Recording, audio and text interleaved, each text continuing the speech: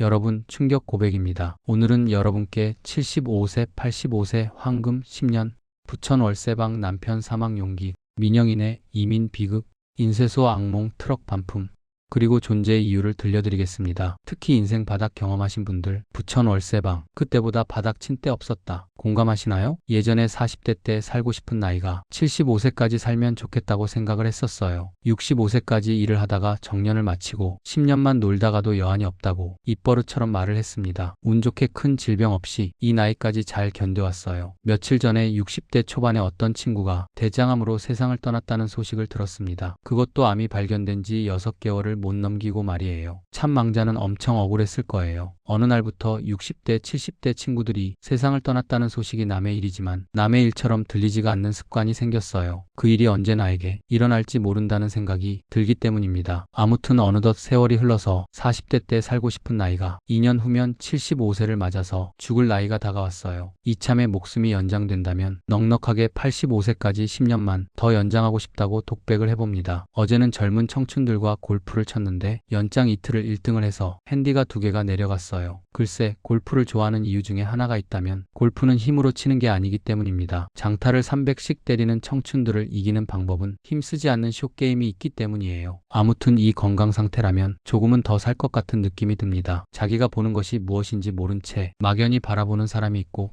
어디에 자기가 서 있는지 모른 채 우두커니 서 있는 사람들이 태반입니다. 한때 아주 크고 좋은 집에 이사 갔을 때 매주 손님을 초대한 적이 있었어요. 내가 이렇게 산다 하고 자랑하고 싶었습니다. 없는 놈이 돈 좀 벌면 하는 짓이었어요. 글쎄, 오로지 잘 살고 싶은 한이 맺혀서 열심히 발버둥 치며 살았던 그런 힘든 시절이 있었습니다. 이젠 모든 것이 바람처럼 지나갔고 남은 거라곤 황금 같은 10년이라는 소중한 시간뿐이에요. 허망한 것에 마음을 비우는 일만 남았습니다. 마음은 비우고 싶지만 목숨이 붙어있는 한 남은 인간의 욕망은 그 길로 가도록 내버려 두지 않을 것임을 압니다. 어쩌면 끝까지 거지처럼 허망한 것을 얻기 위해 구걸하며 살 수도 있어요. 앞으로 소중한 금과 같은 10년이라는 시간을 어떻게 써야 할지가 숙제입니다. 여러분, 75세, 85세, 황금 같은 10년 어떻게 쓰시겠습니까? 잊지 못할 어느 할머니의 고백입니다. 아주 오래전에 어느 할머니가 단상에 올라와서 눈물의 간증을 나눠주셨어요. 서울에 살던 그 할머니는 50대 나이에 남편이 사업부도가 나서 남편이 빚잔치를 하고 빈손으로 부천 우리 동네의 월세방에 아이들 넷을 데리고 이사를 왔습니다. 그러던 어느 날 남편이 시름시름 아프더니 그 월세방에서 홀연히 세상을 떠났어요. 남편이 죽고 나서 아이들 반은 공장에 가서 일을 하고 반은 학교를 보냈답니다.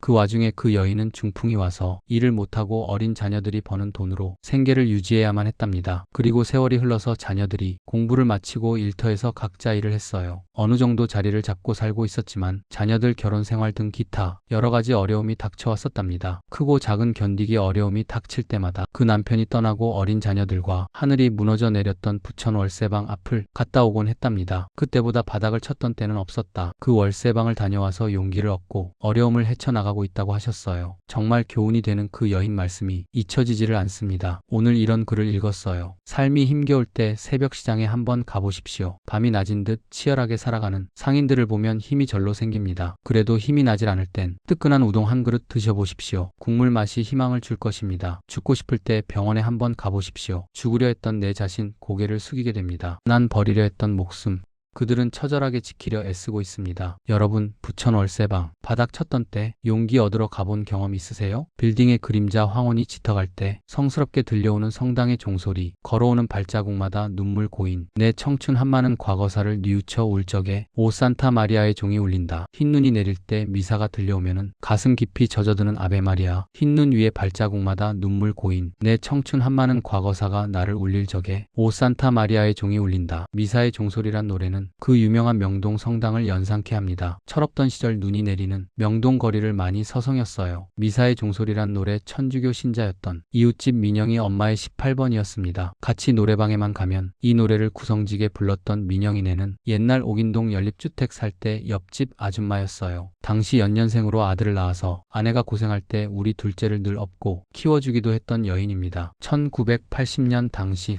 명동의 보석상이 즐비한 곳에서 민영이 아빠는 보석 세공 공장을 운영해서 경제적으로 우리보다 한참 여유가 있었던 가족이에요. 어느 날 부럽게도 먼저 강북에서 강남 아파트로 먼저 진출했던 유일한 가족입니다. 그런데 어느 날 민영이네는 강남을 떠나서 남미 이민 바람이 불 때 아르헨티나로 이민을 먼저 떠나고 우리는 몇 년 뒤 1988년에 미국으로 이민을 떠났어요. 아르헨티나에 도착해서 세공사였던 민영이 아빠는 일거리가 없어서 돈을 벌러 일본으로 떠났었다고 편지를 받은 적이 있었습니다. 결국은 남미 생활을 적응 못하고 다시 미국으로 힘들게 오게 되었어요. 남미를 떠나서 여러 나라를 걸쳐서 국경을 넘는 그 여정은 험난한 정도를 넘어서 목숨을 몇 번 잃을 뻔했었다고 해요. 그 과정을 책으로 써도 한 권은 될 거라고 합니다. 그 당시 동부에도 남미에서 온 가족이 많았어요. 그렇게 힘들게 미국에 도착한 민영이네는 안정을 찾은 후 이혼을 하게 되었습니다. 이혼 사유는 매사의 의견이 맞지를 않아서 아이들도 크고 했으니 제 갈 길을 가자고 헤어진 모양이에요. 행복을 찾아서 풍요로운 미국에 왔건만 그 풍요를 누리지 못하고 헤어졌습니다. 인생이 그래요. 한번 방향을 잘못 잡고 가다 보면 돌아올 수 없는 길을 가게 돼 있어요. 누구나 가족을 인도하다 보면 수렁에 빠지기도 하고 심하게는 죽음으로 몰아넣을 수도 있게 만듭니다. 거기다 한번 길을 잘못 들어서면 후회와 분노로 생을 마감할 수 있어요. 우리도 어쩌면 유토피아라고 알고 왔던 미국이 아내의 깊은 신앙이 없었으면 우리도 그런 위기를 맞이했을지도 몰라요. 또 다른 나의 미래가 나를 더욱더 힘들게 하지만 네가 있다는 것이 나를 존재하게 해.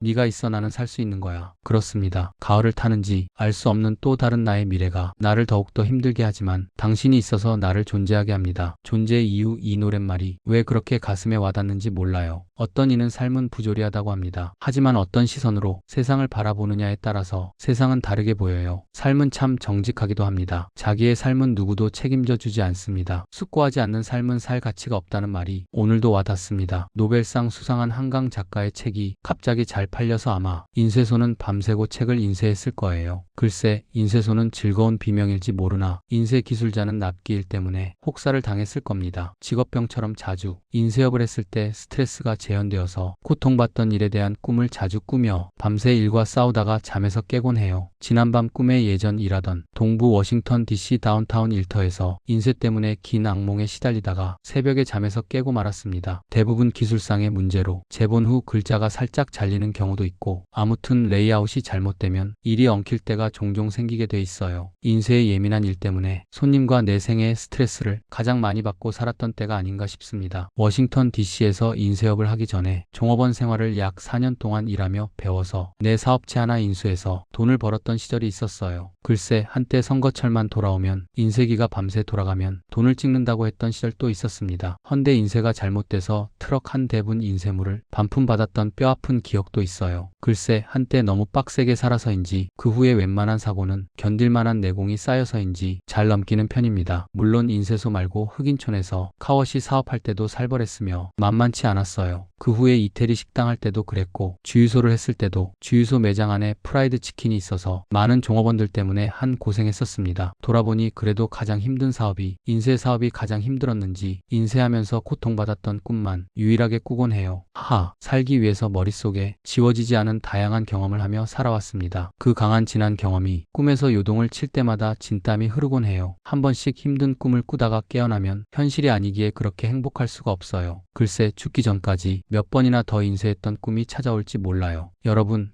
오늘 제가 들려드린 이야기들을 돌아보면 하나의 공통점이 있습니다. 40대 때 75세까지 살고 싶다고 했는데 이제 2년 후면 75세예요. 85세까지 10년 더 연장하고 싶습니다. 황금 같은 10년, 어떻게 써야 할지가 숙제입니다. 여러분, 오늘 제 이야기 어떠셨습니까? 75세, 85세 황금 10년부터 시작해서 부천 월세방 남편 사망 용기, 민영인의 이민 비극, 인쇄소 악몽 트럭 반품, 그리고 존재의 이유까지 오늘 영상이 도움이 되셨다면 같은 또래 친구들에게 꼭 공유해주세요. 특히 인생 바닥 경험하신 분들, 이민 생활 힘드신 분들, 사업 고생하신 분들, 존재의 이유 찾고 계신 분들에게 보여주세요. 자녀분들도 부모님께 보여드리면 부모님의 인생 철학과 용기를 이해하는 데 도움이 됩니다. 구독과 좋아요도 부탁드립니다. 다음 영상에서는 글쎄, 황금 같은 10년을 어떻게 보낼지에 대해 이야기를 들려드릴까 합니다. 여러분, 오늘도 건강하시고 용기 내서 사십시오. 감사합니다.